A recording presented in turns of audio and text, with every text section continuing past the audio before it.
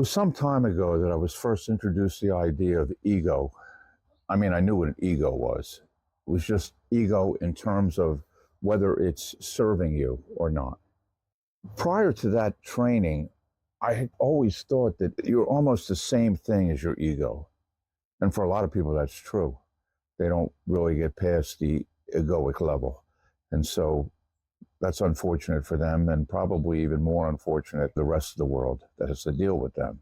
Because someone who's centered solely on their ego and the drives of their ego is probably not going through the world as their best version of themselves. It's usually a degree of selfishness and of building themselves up in their mind to be even more than they probably are. That's not really a great thing. And yet, when it comes to competition, to have a healthy ego is probably more of a plus than a minus. It was enlightening to me when I first was introduced to the notion that ego is separate from your best self. And it took a little while before I could really grasp that idea. And it took even longer before I could fully embrace it. And then I began to notice that the ego serves itself.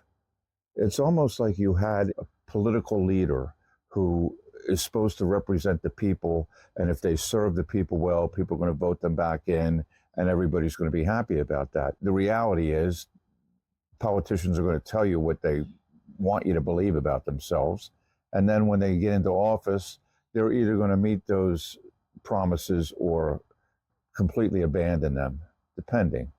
I have come to look at ego sort of along the same lines.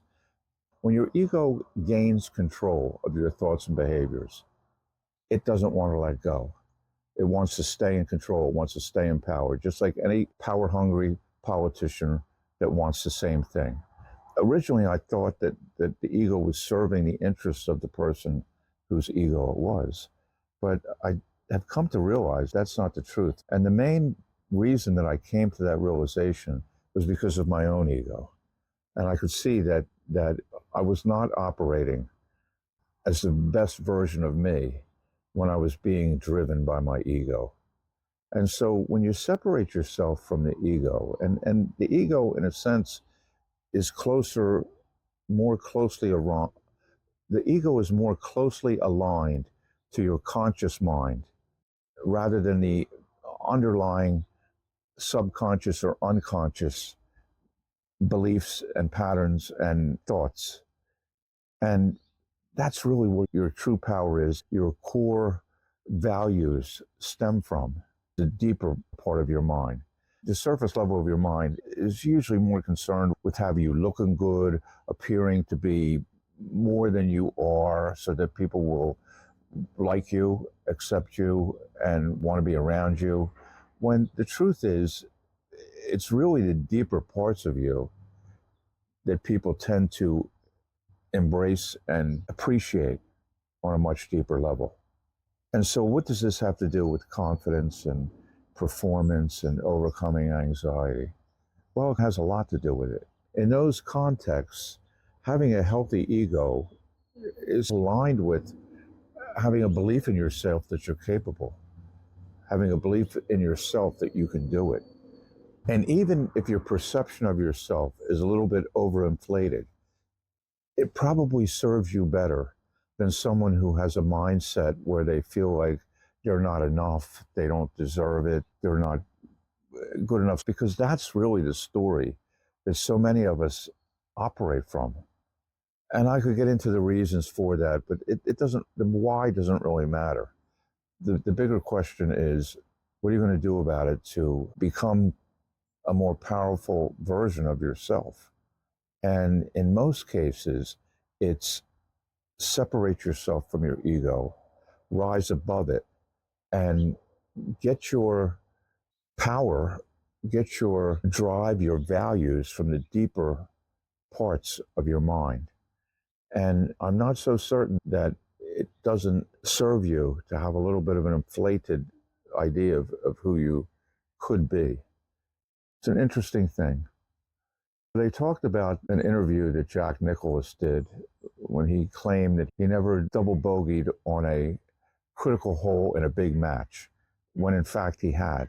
He had made mistakes in the late in the last couple of holes of an important match, which is like the critical time. It's the do or die time in a golf match, and he said that had never happened to him. And someone went to argue with him. Oh yeah, Jack, it did happen. Remember 2 years ago in the finals of the U.S. Open when you double bogeyed on that last hole? And he looked at him like, no, that never happened, because he had wiped it from his mind. And for him, that was a healthy thing to do, because when you're competing at the top level, the golfer that Jack Nicklaus was, he was competing at the top level in the world. And to have a story about himself where he came up short wasn't doing him any good in terms of his confidence, his ability to do the best he could going forward in the future. And so to take that memory, learn what he could from it, and then dismissed it entirely as if it never happened, and actually firmly believed that it never happened. Is that a good thing or a bad thing? Well, it's probably a really good thing for them, for themselves, for their own view of themselves. It's probably a very good thing that they're able to get total amnesia of the times they made mistakes. The individual who's able to do that is probably going to perform at a higher level, because so much of what we do as human beings come from the stories that we tell ourselves about ourselves. And in terms of performance, in terms of overcoming anxiety, whether it's performance anxiety or any kind of anxiety, it's better to think of yourself as being more than enough rather than less than enough. Follow me for more. Tom Mulrine, EquestrianHypnoCoach.com.